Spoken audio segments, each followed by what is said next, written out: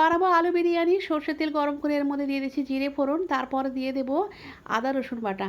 এখন আমি নিচ্ছি টক দই, বিরিয়ানি মশলা, ধনে জিরে গুঁড়ো, হলুদের গুঁড়ো, লাল লঙ্কার গুঁড়ো, পরিমাণ মতো নুন দিয়ে ভালো করে মিশিয়ে নিয়ে অল্প একটু জল দিয়ে একটা পেস্ট বানিয়ে দিয়ে দিলাম।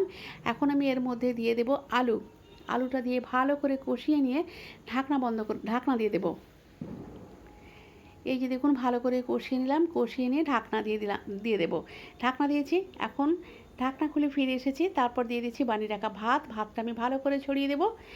তারপর এর উপরে একে একে আমি দিয়ে দিচ্ছি বেরেস্তা, তারপর ধনেপাতা কুচি দিয়ে দিলাম, তারপর বিরিয়ানি মশলা যেটা আমি নিজে বানিয়েছি দিয়ে দিলাম ভালো করে, তারপর দিয়ে দিচ্ছি ক্যারো বাটার, তারপর দিয়ে দিচ্ছি হলুদের সঙ্গে সরষের তেল গরম করে এটা দিয়ে দিলাম, দুধে ভেজানো জাফরানের পরিবর্তে ঘি দিয়ে দিলাম। তারপর বন্ধ করে দিয়েছি 10 মিনিটের মতো। 10 মিনিট পরে ফিরে এসেছি, হয়ে গেছে আলু বিরিয়ানি। এই যে দেখুন হয়ে গেছে, থালায় ঢেলে দিয়েছি। আলুটা আমি ভেঙে চেক করেছি, সেদ্ধ হয়েছে এরকম। একটা ডিম দিয়ে দিয়েছি।